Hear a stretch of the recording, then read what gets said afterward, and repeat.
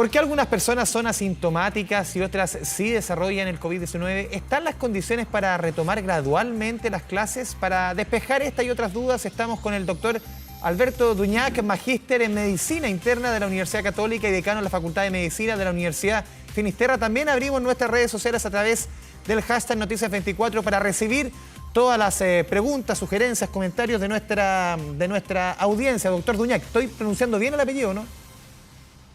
Perfectamente. Ya, el francés todavía Hola, Andrés, está ahí. muy buenas parejito. tardes. Ya, muy buenas tardes, doctor. Lo primero le quería consultar por la frase hoy día del ministro de Educación, justamente entregando información sobre el retorno a clases posible dentro del transcurso del mes de mayo, sin querer casarse con cifras. Dijo: los niños no corren mayor riesgo en términos vitales. Esa explicación para intentar entender de qué se retorne a clases. ¿Qué le parece a usted esa frase? Bueno, las estadísticas muestran que el ministro en ese sentido tiene la razón. Parece ser extraordinariamente poco frecuente la afección de los niños. Menos del 1% son afectados los menores de 2 años. Y la mortalidad de ese grupo poblacional es extraordinariamente baja. Las razones por qué se afectan tan poco, la verdad es que son desconocidas. Pero efectivamente, mirando las grandes cifras, son grupos que tienen menos riesgo. Pero en la práctica también uno tiende a pensar, y ahí se concentran las críticas en contra del ministro, en que muchos de esos niños y en muchos hogares del país viven con sus abuelos, viven con sus abuelas, viven muchas veces con gente mayor, y ahí está quizás el freno a que se vuelva a clases, siendo el peligro cuando los niños muchas veces, incluso algunos expertos han sostenido, que contagian de mucha mayor manera este virus. Sí, sin lugar a dudas, porque, a ver, todos somos lo que se llaman vectores. Sí. Todos somos capaces de transmitir la infección de un lugar a otro, particularmente cuando somos asintomáticos, es decir, cuando no tenemos ningún síntoma y somos capaces de hacer la enfermedad. Los niños, en ese sentido, evidentemente, que son vectores y son capaces de transmitir la enfermedad, toda vez que están en contacto con otros niños, porque justamente ellos no son capaces de mantener este distanciamiento social. Por eso que es tan frecuente que en las salas cunas o en los jardines infantiles, en épocas de invierno, cuando se infecta un niño, se infectan todos. Entonces, en ese sentido, evidentemente que los niños son vectores.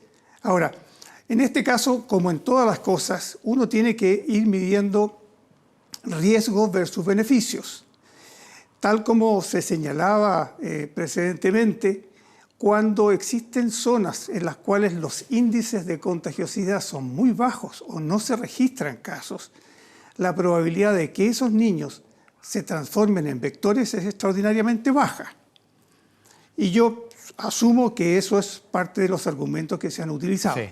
Doctor, ¿de qué depende, usted lo mencionaba al pasar, de qué depende que una persona sea asintomática o no? ¿O es asunto del azar? ¿De qué depende? Mire, la verdad es que no se sabe. Algunos estudios han demostrado que este virus tiene una cierta afinidad por unas proteínas que se denominan receptores que están ubicadas en el aparato respiratorio. Y aparentemente habría un menor desarrollo en algunas personas que en otras. Aparentemente en los niños habría menor desarrollo. Sin embargo, son parte de las hipótesis que existen hoy en día, no hay nada de eso confirmado. Ahora, lo mismo ocurre con cuadros infecciosos de otra naturaleza. Hay personas que hacen muy pocos síntomas y hay otras personas que hacen cuadros muy floridos. Este sería el caso de este coronavirus. Aparentemente hay algunas personas que reaccionan en forma muy violenta y esa manifestación o esa reacción es la que determina la magnitud del cuadro clínico. Estamos conversando con el doctor Alberto Duñac, magíster en Medicina Interna de la Universidad Católica, también decano de la Facultad de Medicina de la Universidad Finisterra. Doctor, abrimos nuestra puerta a través de redes sociales, hashtag Noticias24, preguntas de nuestra audiencia. Aquí nos pregunta Julio Puga: ¿qué pasa con los niños que tienen diabetes juvenil y están entre los 1 y 13 años? ¿Existen estadísticas si son un grupo de riesgo? En este momento no se sabe con exactitud. En Chile no tenemos cifras al respecto. Lo que sí sabemos es que la población infantil es muy pequeña la que se ha visto afectada. Pero todos los grupos definidos como grupos de riesgo sí representan una población que es particularmente sensible a esta infección, porque su respuesta a la infección es deficitaria o se incrementa. Por tanto, sí constituye un grupo de riesgo. Seguimos revisando preguntas y comentarios de nuestra audiencia, doctor, para que tenga paciencia. Llegan muchas preguntas y muchos comentarios. A ver, Gerardo nos pregunta Tranquilo. acá. ¿Qué hace pensar a la OMS que lo peor está por venir? ¿Auguran una segunda ola? Lo que pasa es que si uno mira las cifras y hace reglas bastante sencillas, en Chile tenemos solo 11.000 infectados. En Estados Unidos 800.000. 800.000 de 400 millones. La verdad es que es bastante poco. En Chile 11.000 de 17 millones. Es sumamente poco, 0,1% o menos de la población está infectada. Por tanto, el número de potenciales personas que se vean afectadas es enorme. Si estamos infectándonos a tasas de entre 300 y 500 pacientes al día, la verdad es que podrían pasar 10 años a esta tasa para que se infecte toda la población chilena. Entonces, por eso es que estamos, entre comillas, obligados a convivir con este virus durante mucho tiempo. Y si nos descuidamos, probablemente esto puede explotar. Seguimos revisando preguntas de nuestra audiencia, doctor, que nos llegan a través de nuestras redes sociales de Canal 24 Horas de Televisión Nacional de Chile. Nos preguntan acá, ¿hay niños que son alérgicos? ¿Qué pasa con ellos? No deberían tener ninguna dificultad mayor, porque la alergia es alergia a determinadas sustancias. Su respuesta inmune para estos efectos no se vería alterada. Da lo mismo la alergia que sea. Hay niños que son, no sé, alérgicos a ciertos alimentos, otros niños que son alérgicos, por ejemplo, a pelos de animales. ¿Da lo mismo? Da lo mismo, porque la alergia ocupa una vía que es un poquito distinta a la de la respuesta inflamatoria para este tipo de infecciones. Doctor, también durante los últimos días ha entrado mucho en discusión este famoso carnet COVID, que lo ha planteado, lo ha puesto dentro de la discusión, lo ha ofrecido, lo va a poner en práctica el Ministerio de Salud. En otra, la misma OMS ha sido enfática en señalar que no hay ninguna evidencia científica que una persona que se recupere de la enfermedad no vuelva a tenerla. ¿Cómo lo ve usted? Eso es así, efectivamente. La respuesta normal de cualquier persona a cualquier cuadro infeccioso de esta naturaleza, de tipo viral, la persona en su inmunidad natural va a ir desarrollando defensas. Esas defensas son las que hacen que las infecciones sean autolimitadas y que duren un determinado tiempo. Si no, seguiríamos infectados eternamente. Cuando las infecciones son autolimitadas es porque el organismo montó en un determinado periodo de tiempo defensas para combatir esa infección. ¿Correcto? Esas defensas son las que nos confieren un cierto grado de inmunidad para ese cuadro infeccioso. Ahora, que esa capacidad de respuesta que el individuo ha montado para esta infección nos haga inmune para esta infección o para este agente infeccioso durante toda nuestra vida es lo que está en discusión. O para variaciones o mutaciones de este mismo virus con el cual uno se puede infectar algún tiempo después. Eso es lo que se discute. No si es que una vez que yo me infecté con este virus, si esa defensa que yo tengo es o no efectiva para contagiarme nuevamente en un periodo corto de tiempo. Seguimos revisando otras preguntas. Si queda claro. Sí, queda bastante claro, doctor. Seguimos revisando otras consultas, preguntas, comentarios de nuestra audiencia a través del hashtag Noticias24. Aquí nos pregunta Carlos Marín. Tengo una hija de 4 años, tiene asma crónico. ¿El riesgo es alto si retornan las clases? Sugerencias, pide Carlos. Bueno, yo creo que en esa chiquitita efectivamente el riesgo es mayor, porque al ser una paciente que tiene ya una patología preexistente, se constituye en población de riesgo. Cualquier afección que afecte su vía respiratoria le confiere un riesgo mayor, sea este coronavirus o sea cualquier otra infección respiratoria. Doctor, también nos preguntan, por ejemplo, desde la región de Coquimbo, estoy revisando aquí una pregunta que llega, que en la región de Coquimbo, en La Serena, se calcula, según la autoridad local, cerca de 200 asintomáticos y está buscando la posibilidad de testear, por ejemplo, a gente en situación de calle, testear en la calle a diversas personas. ¿Es algo efectivo eso que se testee en la calle para detectar y tener un panorama más o menos importante, saber de cuántos asintomáticos hay? Lo que pasa es que, claro, puede ser interesante saber algo, pero para poder sacar conclusiones que sean válidas, la verdad es que ese testeo tiene que ser algo muy bien hecho y muy bien realizado.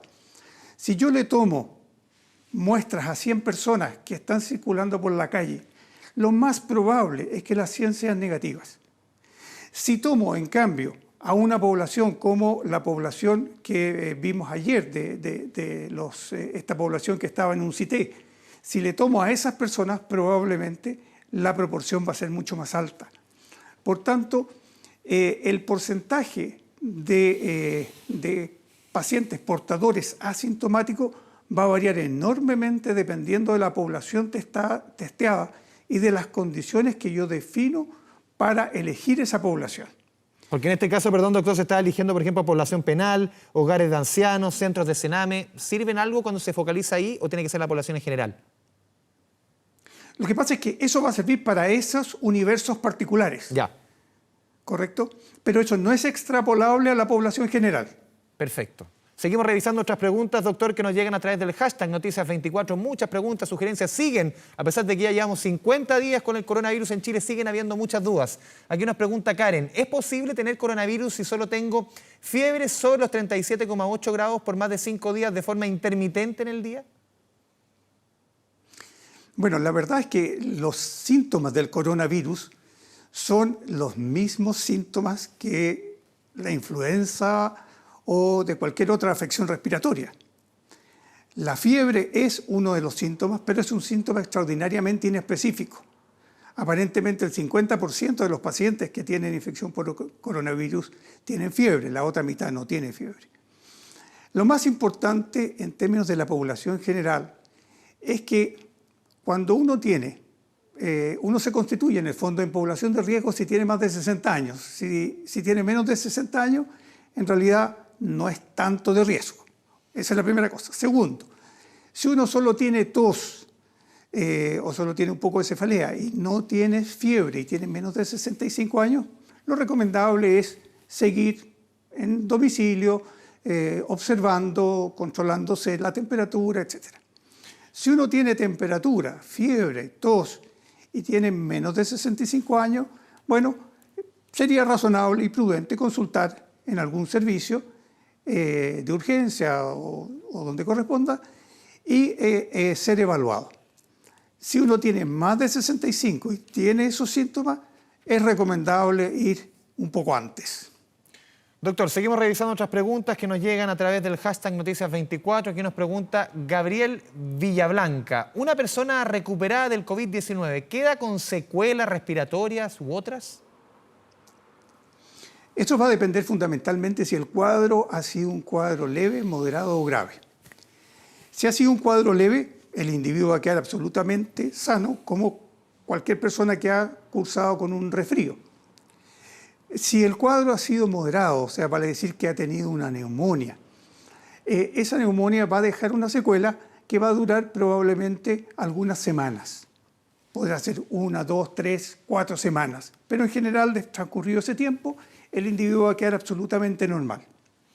Sin embargo, si la persona ha tenido un cuadro grave y ha estado conectado a ventilación mecánica, esas secuelas se pueden prolongar por bastante tiempo, incluso en forma permanente.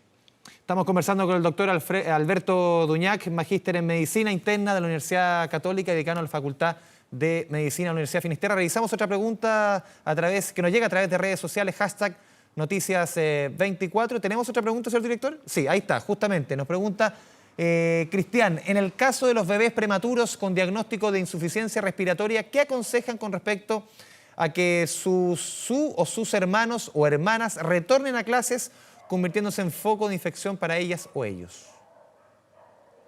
Bueno, yo creo que en ese caso también el chiquitito se constituye en una población de altísimo riesgo. ¿Por qué? Porque cualquier infección respiratoria, sea COVID o sea otra, en un prematuro, justamente uno de los problemas que tienen los prematuros es su inmadurez pulmonar. Por tanto, cualquier infección de cualquier naturaleza, sea COVID, sea influenza, sea parainfluenza, sea un virus sincicial, en esa guaguita va a ser extraordinariamente severa. Por tanto, lo que se recomendaría en ese caso sería lo más probable, que es evitar cualquier tipo de contacto entre la guagua y sus hermanos. Doctor Alberto Duñac, muchas gracias por esta conversación con TVN, con Canal 24 Horas. Que tenga una muy buena tarde. Encantado, muchas gracias.